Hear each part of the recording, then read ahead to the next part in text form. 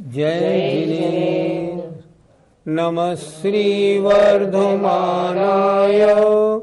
निर्धूतकलिलात्मने सालोकानां त्रिलोकानां यद्विद्यादर्पणायते। पंच परमेष्ठी भगवान की जय। अनात्मार्थं विना रागैः शास्ता शास्ति सतो हितम् ध्वनन् शिल्पिकरस्पर्शान् मूर्जः किमपेक्षते। बोलिए। परमार्थं विना रागैः शास्ता शास्ति सतो हितम् ध्वनन् शिल्पिकरस्पर्शान् मूर्जः किमपेक्षते। आइए, किताब आपके सामने है। अब एक एक शब्द का अर्थ ध्यान से देखें। अनात्मार्थम, अन माने बिना, अपने किसी मतलब के। अन आत्म अर्थम, बिना अपने किसी मतलब के, बिना स्वार्थ के अर्थात निस्वार्थ। अनात्मार्थम बिना राग ही, और बिना राग के। शास्ता माने सच्चे देव, सतो माने जीवों के, हितम माने हित के लिए, शास्त्री उपदेश देते हैं। उदाहरण दे रहे हैं नीचे। ध्वनन माने बजता हुआ, शिल्पी करस्पर्शान मूर्जः, शिल्पी माने बजाने वाले के, कर माने हाथ के, स्पर्शान माने स्पर्श से, ध्वनन माने बजता हुआ, मूर्जः माने मृदंग, किम क्या, अपेक्षते कुछ चाहता है नहीं चाहता। तबले वाले ने तबला बजाया, मृदंग वाले ने मृदंग बजाया। बजता हुआ मृदंग क्या कुछ चाहता है, मैं इसलिए बज रहा हूँ, नहीं चाहता। वो तो हाथ के स्पर्श होने से बजता है, ये उसका स्वभाव है। उसी तरह सच्चे देव जीवों के कल्याण के लिए उपदेश देते हैं, पर उन्हें अपना कोई स्वार्थ नहीं। पंडित जी, भगवान उपदेश क्यों देते हैं? भगवान उपदेश देते नहीं, भगवान का उपदेश होता है। सच्चे देव ये नहीं चाहते कि मैं उपदेश दूं।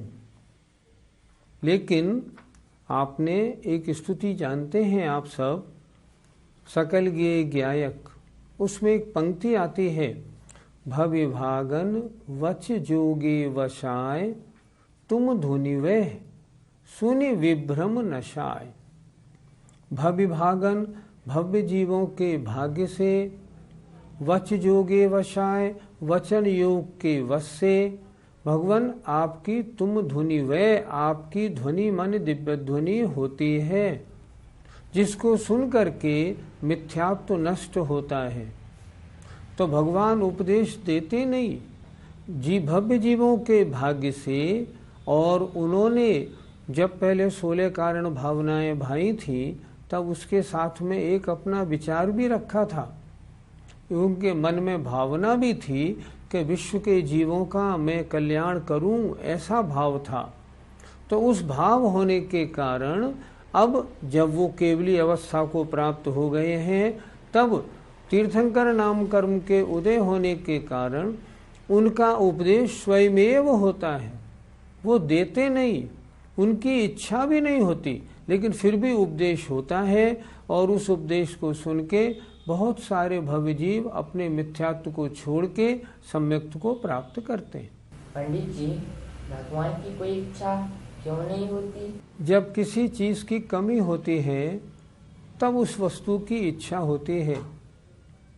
भगवान के पास सब कुछ है, अब कमी किस बात की।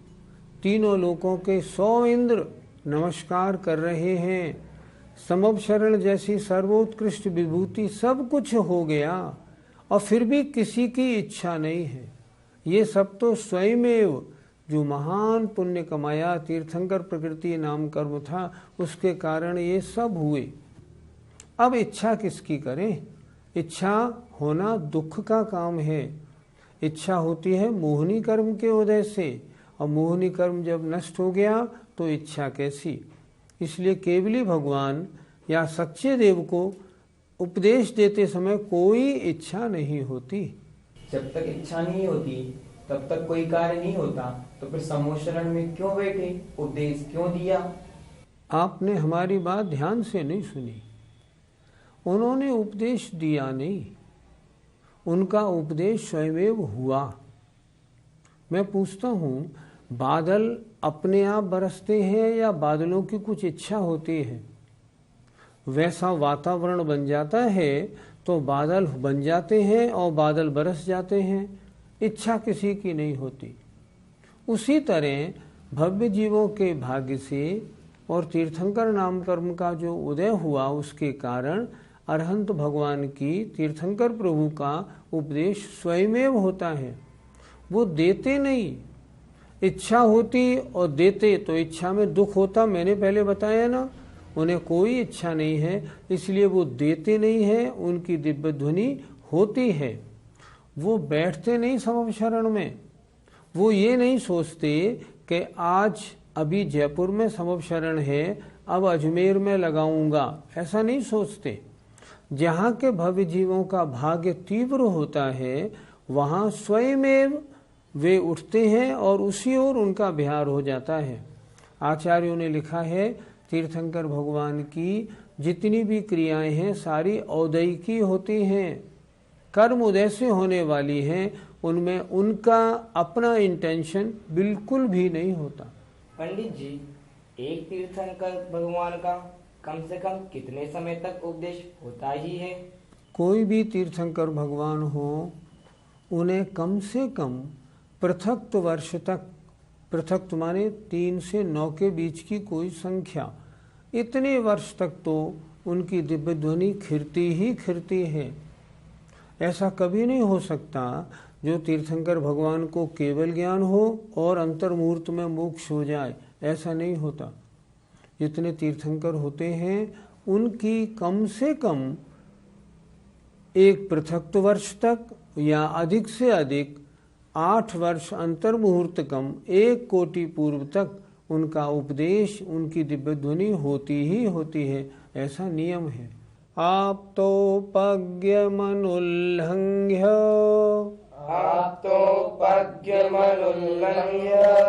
मद्दृष्टेष्ट विरोधकम्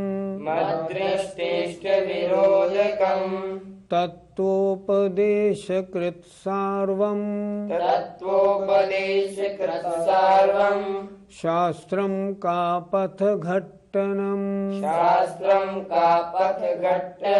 बोलिए। आप तो पज्ञमनुल्लंघ्य मद्दृष्टेष्ट विरोधकम् तत्वोपदेशकृत सार्वम् शास्त्रं का पथ घट्टनम्। श्लोक का अर्थ देखते हैं। आप तो पज्ञम, आप तुम्हारे सच्चा देव। क्या बता रहे हैं श्लोक में कि सच्चा शास्त्र कैसा होना चाहिए? आप तो पज्ञम, सच्चे देव के द्वारा कहा गया हो। दूसरी बात, अनुल्लंघ्यम, अर्थात उसका कोई उल्लंघन ना कर सके। उल्लंघन माने खंडन। शास्त्र में कोई बात लिखी हो और कोई ये सिद्ध कर दे ये बात गलत लिखी है, वो सच्चा शास्त्र नहीं। सच्चे शास्त्र का कोई भी बात खंडन रहित तो होनी चाहिए। तीसरी बात, अदृष्टेष्ट विरोधकम, अर्थात प्रत्यक्ष और अनुमान आदि के विरोध से रहित। शास्त्र में कोई बात लिखी हो, प्रत्यक्ष में वैसा ही होना चाहिए, अनुमान भी वैसा होना चाहिए। ऐसा नहीं प्रत्यक्ष में दिखे कुछ, शास्त्र में लिखा हो कुछ, ऐसा नहीं। इसलिए उन्होंने कहा अदृष्टेष्ट विरोधकम, प्रत्यक्ष और अनुमान आदि के विरोध से रहित हो, तभी वह शास्त्र सच्चा माना जाएगा। और तत्वोपदेश कृत, उसमें तत्वों का उपदेश किया गया हो, उपन्यास नहीं, कहानियां नहीं, मनोरंजन का विषय नहीं, विज्ञान का विषय भी नहीं। क्या हो सच्चा शास्त्र किसे कहते हैं? जिसमें 7 तत्वों का उपदेश किया हो, सार्वम, सबका हितकारी हो, उस शास्त्र में जीव मात्र के कल्याण की बात हो, और का पथ, खोटे मार्ग का घट्टनम अर्थात खंडन करने वाला हो। उसमें ये भी बताया हो कि अन्य धर्मों में जो ये बातें कही गई हैं, ये बातें सिद्ध नहीं होती, उनका खंडन भी करने वाला हो, ऐसा शास्त्रम, उसे हम शास्त्र कहते हैं। सच्चा शास्त्र सच्चे देव के द्वारा क्यों कहा होना चाहिए? अर्थात सच्चा शास्त्र वो जो सच्चे देव का कहा हुआ हो, सच्चा देव वो जो वीतराग हो, सर्वज्ञ हो और हितोपदेशी हो। आइए एक एक बात समझते हैं। अगर कोई शास्त्र कहने वाला वीतराग नहीं है, राग द्वेष से सहित है, तो वह अपनी मन की बात कहेगा। जिससे राग होगा उसके अनुसार बोलेगा, और जिससे द्वेष होगा उसके विरोध में बोलेगा। और जिसको किसी से राग द्वेष नहीं है ना, वो जो भी कहेगा ना बिल्कुल सच बोलेगा। इसलिए पहला विशेषण, क्योंकि वीतराग होना चाहिए, इसलिए बिल्कुल ठीक है। दूसरा, सर्वज्ञ, जो सबका जानने वाला ना हो, अधूरा जानने वाला हो और थोड़ा जानने वाला हो, उसकी बात परम सत्य कैसे मानी जाएगी? जो तीनों लोकों को जानता है, लोक अलोक को जानता है, भूत भविष्य सबको जानता है, उसकी बात प्रामाणिक होगी। इसलिए शास्त्र वो जो सर्वज्ञ के द्वारा भी कहा गया हो। और यदि कहने वाला हितोपदेशी नहीं है, उसने अपना कल्याण नहीं किया और जीवों के कल्याण के लिए नहीं हो रही है चर्चा, तो भी उसका वो कथन सच्चा शास्त्र नहीं माना जाएगा। जिसने अपना कल्याण स्वयं कर लिया है और कल्याण का मार्ग बता रहा है, उसका कथन प्रामाणिक है। इसलिए पहला विशेषण बिल्कुल ठीक है। सच्चे देव के द्वारा कहा हुआ शास्त्र होगा, वो ही सच्चा होगा। वीतराग सर्वज्ञ हितोपदेशी अगर कहने वाला नहीं है, तो शास्त्र सच्चा नहीं माना जाएगा।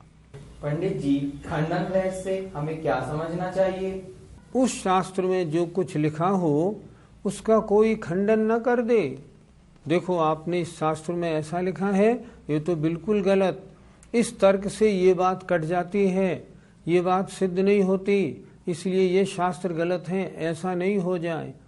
अर्थात जिसकी लिखी हुई किसी भी चर्चा का कोई खंडन न कर सके, जो शास्त्र परम प्रामाणिक हो, वह है सच्चा शास्त्र। पंडित जी, प्रत्यक्ष और अनुमान के विरोध से रहित हो, इसका क्या मतलब?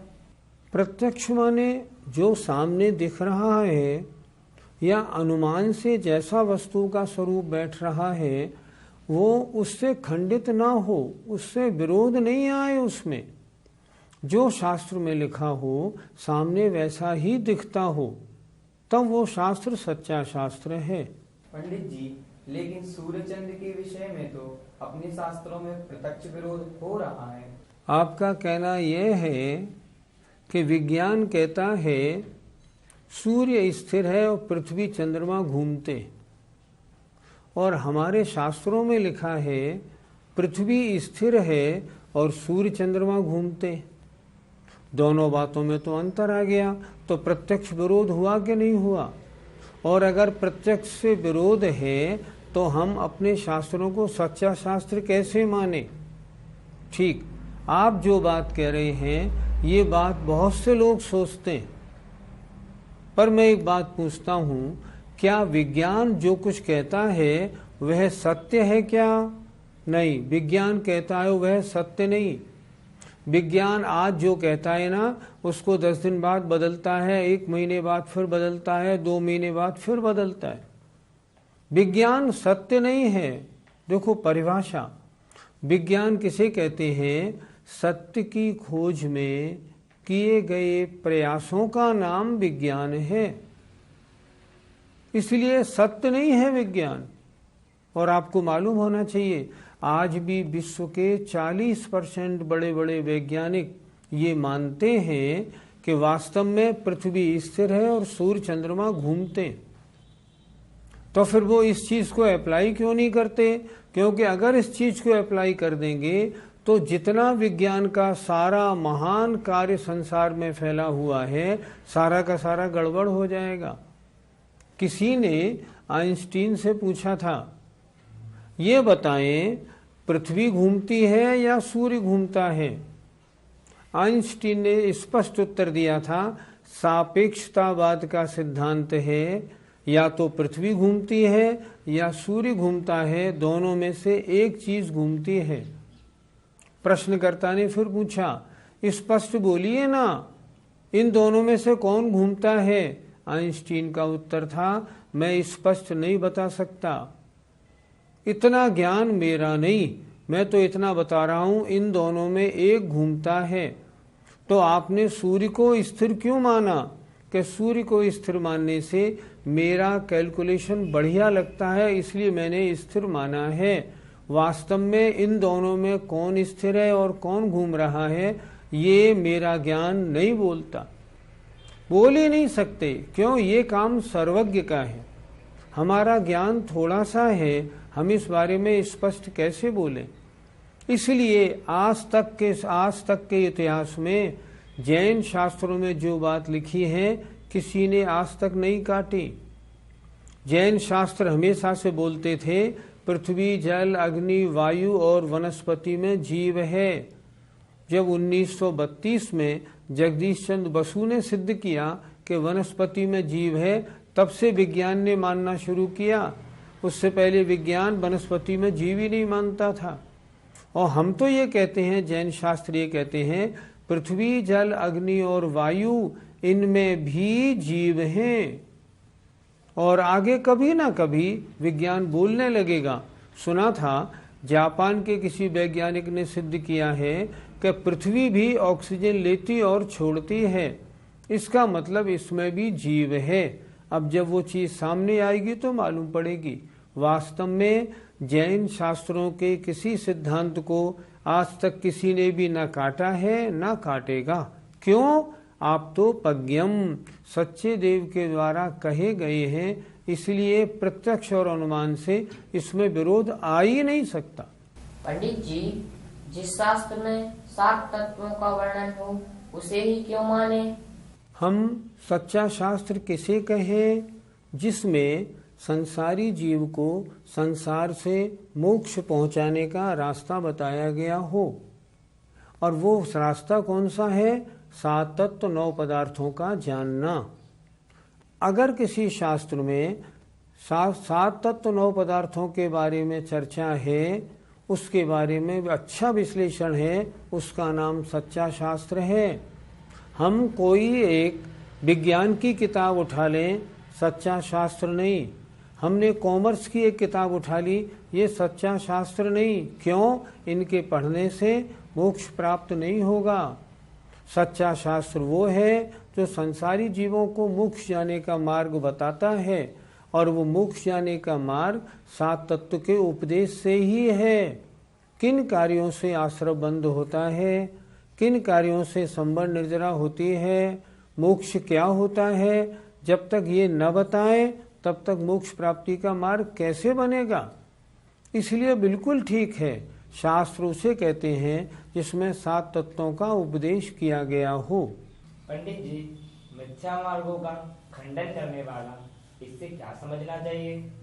मिथ्या मत का खंडन करने वाला अर्थात जैन धर्म के अलावा अन्य जितने भी धर्म हैं वो सत्य प्रतिपादन नहीं करते। तो जैन धर्म अर्थात सच्चे शास्त्रों में ये भी बताया गया है कि अन्य धर्मों की ये जो मान्यताएं हैं, ये मान्यताएं सही नहीं, इनका खंडन उन शास्त्रों में दिया गया है। देखो इन मान्यताओं का खंडन कैसे होता है, देखो ऐसे होता है। एक छोटी सी बात बताता हूँ। सन 1930 में केकड़ी में महावीर जयंती के दिन जब जैन धर्म वालों का जुलूस निकला, तो उस जुलूस में उन्होंने कहा, महावीर भगवान की जय हो, सच्चे धर्म जैन धर्म की जय हो, सनातन धर्म की जय हो। जब सनातन धर्म की जय बोली तब लोगों ने इसका विरोध किया, नहीं नहीं तुम्हारा धर्म सनातन नहीं। जैनों ने कहा नहीं हमारा धर्म सनातन है, उन लोगों ने कहा नहीं हमारा धर्म सनातन है। निर्णय हुआ क्यों ना दोनों का वाद विवाद हो जाए। केकड़ी के कलेक्टर साहब के सामने ये बात पहुंची, उन्होंने कहा ठीक है, धार्मिक मुद्दे का स्पष्टीकरण होना चाहिए। और आपको जान के बड़ी प्रसन्नता होगी कि सन 1930 में केकड़ी में एक महान शास्त्रार्थ हुआ अन्य धर्म वालों के साथ दिगंबर जैनों का। और मुख्य मुद्दे क्या थे, ईश्वर विश्व का कर्ता है या नहीं। दूसरा मुद्दा था भगवान आदिनाथ का शरीर 3000 फुट का सच है या झूठ, क्योंकि जैन शास्त्रों में ऐसा लिखा है। इन मुद्दों को लेके और वहां वाद विवाद चला। 6 दिन तक शास्त्रार्थ हुआ और 6 दिन के बाद जैन धर्म वाले विजेता घोषित किए गए। अन्य मत वालों ने अपनी जो भी बातें रखी, ईश्वर विश्व का कर्ता है, सब खंडन कर दिया जैन धर्म के द्वारा और जैन धर्म की जय जयकार हुई। लेकिन वो एक शास्त्रार्थ होने के बाद भी अन्य मत वाले शांत नहीं बैठे और 1930 से 1944 तक लगभग 150 शास्त्रार्थ और हुए। ध्यान से सुनिएगा, हमारा जैन धर्म कितना शानदार धर्म है। अन्य मत वालों से 150 शास्त्रार्थ हुए और गौरव की बात है सारे के सारे शास्त्रों में जैन धर्म की जय जयकार हुई। क्यों हुई? कि जैन धर्म के शास्त्र सच्चे शास्त्र हैं। ये अन्य जो गलत मान्यता वाले धर्म हैं उनका खंडन करने वाले हैं। इसलिए सच्चे शास्त्र में एक विशेषण ये भी होना चाहिए, कापथ घट्टनम, जो गलत मान्यताएं हैं उन मान्यताओं का खंडन करने वाला हो। जय जिनेन्द्र। इस कार्यक्रम के पुण्यार्जक परिवार है